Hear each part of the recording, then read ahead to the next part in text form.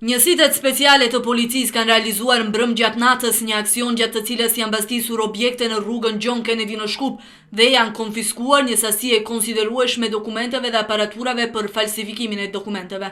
Televizioni Shenja ka marrë pamje ekskluzive të aksionit policor të realizuar në kuadër të operacioneve për zbardhjen e skandalit të shumë përfolur të falsifikimit të 30.000 letër njoftimeve.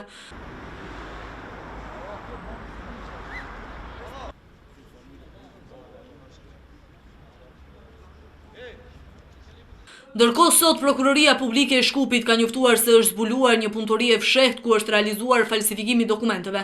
3 persona janë arrestuar, por ka të dhëna për persona të tjerë të përfshirë si dhe për vepra tjera kriminale. Në njoftimin e prokurorisë theksohet se është vepruar në bazë të provave që ja ka dorëzuar policisë gazetari javorës Fokus Lubisha Arsiq. Sipas njoftimit të prokurorit publik, në këtë rast bëhet fjalë për një material voluminos, pajisje dhe aparaturë që janë përdorur për prodhimin e letërnjoftimeve të falsifikuara dhe dokumenteve të tjera. Materialet janë konfiskuar dhe janë subjekti analizave dhe hulumtimeve të mëtejshme.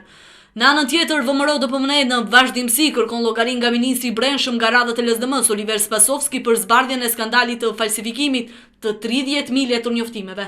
Sipas Partisë Maqedonase në pushtet, opozita duhet t'i jap fund vonesave dhe manovrave politike, ndërsa Spasovski nuk duhet të sillet si ushtar partijak i LSDM-s. Pas akuzave nga VMRO-DPMNE, ministri Spasovski ka pohuar se në mënyrë aktive po punohet për zbardhjen e rastit me letër njoftime të rrejshme.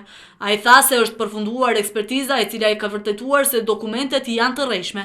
Skandalin e falsifikimit të 30.000 letër njoftimeve ka publikuar javorja Fokus, duke hapur dhe një debat më të ashpër në lidhje me pretendimin për falsifikimin e votave dhe ushtrimin e presioneve të ndryshme ndaj votuesve nga ana e 2 partive në pushtet.